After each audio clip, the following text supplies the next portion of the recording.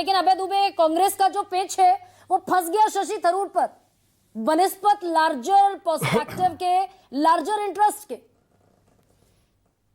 गरिमा जी, मैं विनम्रता पूर्वक कहना चाहता हूं, एक तो भारत सरकार जो भी निर्णय लेगी हम उसके साथ हैं, दृढ़ता से हमेशा साथ देंगे। ये मसला आतंकवाद का है, भारत की अस्मिता पर प्रहार हुआ है, इसलिए हम साथ में होंगे। लेकिन ये घृणित राजनीति भारतीय जनता पार्टी की सरकार को कम से कम देश में नहीं करनी चाहिए। या तो आप नाम नहीं मांगते, सीधे अनाउंस कर देते, लेकिन नाम मांगे हैं कम से कम तो आप आदर करते। लेकिन ये छोटी राजनीति का हिस्सा है, मैं इससे ज्यादा और कुछ इस बात पर नहीं लेकिन आपने भी क्या समझकर अभय जी आनंद शर्मा का नाम दिया? कांग्रेस खुद ये बता दे, क्लैरिफाई कर दे कि कितने बरसों से आनंद शर्मा को कांग्रेस ने कोई जिम्मेदारी नहीं सौंपी, इंटरनल जिम्मेदारी नहीं सौंपी, आप एक्सटर्नल बिगेस्ट जिम्मेदारी सौंपने में नाम आपने उनका आगे कर दिया। तो ये जब नाम आगे किया है तो इसका अर्थ है कि हमारे लिए वो इतने महत्वपूर्ण है, देश के लिए इतने महत्वपूर्ण है कि इस महत्वपूर्ण विषय के लिए कांग्रेस पार्टी उनका चुनाव कर रही है। देश की सरकार को उनके अनुभव का लाभ लेना चाहिए था। खैर, ये उनके विवेक पर हम छोड़ते हैं। दो महत्वपूर्ण बातें आज इस डिबेट में मेरे विद्वान साथी ने कही। एक, इन्होंने कहा कि पाकिस्तान को ये बताया कि एक आतंकवादी के फ्यूनरल में, वो स्टेट फ्यूनरल हो रहा है पाकिस्तान में, आतंकवादियों का फ्यूनरल होना किसी सरकार की सरपरस्ती में, किसी देश की सरपरस्ती में खुद आतंकवादी देश होने का सबसे बड़ा प्रमाण है। लेकिन आज जयशंकर प्रसाद जी ने क्या स्टेटमेंट दिया है जानते हैं आप? उन्होंने कहा है कि पाकिस्तान को हमने इसकी सूचना पहले दे दी थी। ये भारत के साथ कितना बड़ा अन्याय और अपराध है जानते हैं आप? जबकि आपको ये पता था पठानकोट के बाद, पुलवामा के समय में, कि ये पाकिस्तान परस्त आतंकवाद है। पठानकोट में तो आपने आईएसआई को बुलाया और ये टैक्टिकल ब्रिलियंस बताया है औरंगजेब ने, जो vice air chief marshal Pakistan के, प्रेस कॉन्फ्रेंस में पुलवामा को बताया उन्होंने। उसके बावजूद ये कहना जयशंकर प्रसाद जी का कि हमने पाकिस्तान को इस बात की सूचना दी थी, जबकि ये हमला shock and surprise. Defence expert से पूछिए, आप सेना से पूछिए, सेना को इस बात की जानकारी नहीं होगी, मैं मानता हूं। जो गरिमा जी ने विस्तार से बात बताई, मैं थोड़ा सा उस पर और खुलासा करना चाहता हूं। बिल्कुल ठीक कहा आपने। जो दो देश मुखरता से भारत के खिलाफ खड़े हुए वो चीन और तुर्की थे। चीन की PL-15 मिसाइलें और J-10C फाइटर जेट्स यूज किए गए पाकिस्तान के द्वारा।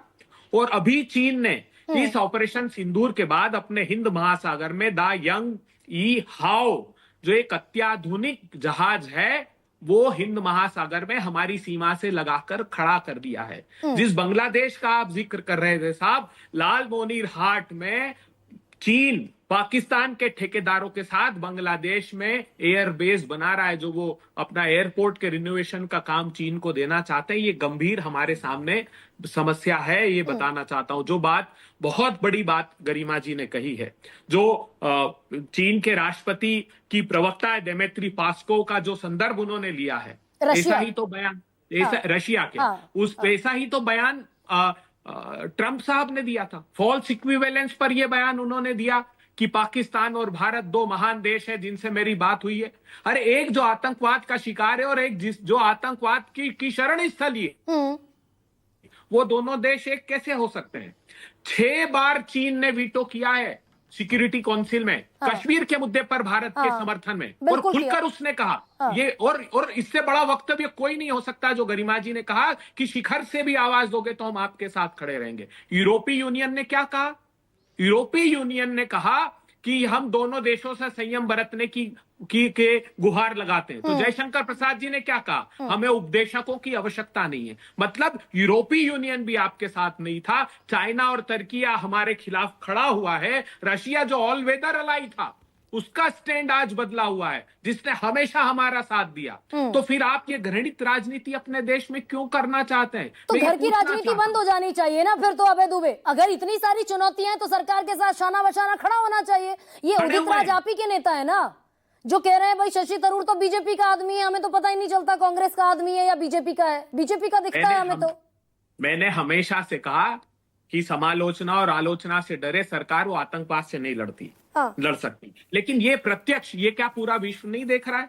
जो निर्णय आपने लिया, या तो नाम नहीं मांगते आप, लेकिन अगर नाम मांगा है तो आदर करना चाहिए था, और हमने हर समय संयम के साथ ये कहा कि हम दृढ़ता से इस आतंकवाद के खिलाफ नहीं, भारत इस की बात पर सरकार के साथ- तो मैं अभय दुबे आपकी बात से सहमत हूं, लेकिन इस बात पर तो आपको भी कोई आपत्ति नहीं होनी चाहिए भाई। Shashi Tharoor being a representative in the United Nations himself, तो वो अपना पक्ष, भारत का जो पक्ष है जो हम रखना चाहते हैं, जो हमारे सामने चुनौती के तौर पर खड़ा है, उसमें शशि थरूर मुफीद व्यक्ति साबित होंगे।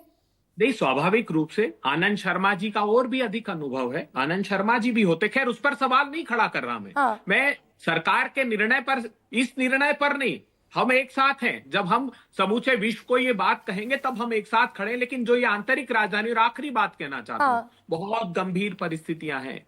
चीन ने चारों तरफ से, आप जिस अफगानिस्तान का जिक्र कर रहे थे, तो अफगानिस्तान, नेपाल के साथ चीन ने ट्रांस हिमालयन प्रोजेक्ट साइन किया है। भूटान के साथ 3 स्टेप बाउंड्री एग्रीमेंट है। श्रीलंका के हाँ। साथ हम्बन टोटा है। हाँ। तो सारे जो हमारे पड़ोसी मित्र हैं, हमारे कम से कम यहाँ संबंध प्रगाढ़ होने थे। और ये अभय दुबे आप सही पॉइंट पर डिस्कशन को ले आए कि भाई अमेरिका जैसी आर्थिक महाशक्ति वो क्या करेंगे, हम उन्हें नहीं नरेट कर सकते, हम रशिया को नरेट नहीं कर सकते, लेकिन जो अपने खित्ते के लोग हैं, भाई चीन एक शक्ति है साउथ एशिया में, लेकिन उसके बाद भारत सबसे बड़ी आर्थिक महाशक्ति है, 5वीं सबसे बड़ी अर्थव्यवस्था है, और भूटान से लेकर म्यांमार तक, नेपाल, श्रीलंका, बांग्लादेश, ये सब क्या चुनौती की तरह खड़े हैं।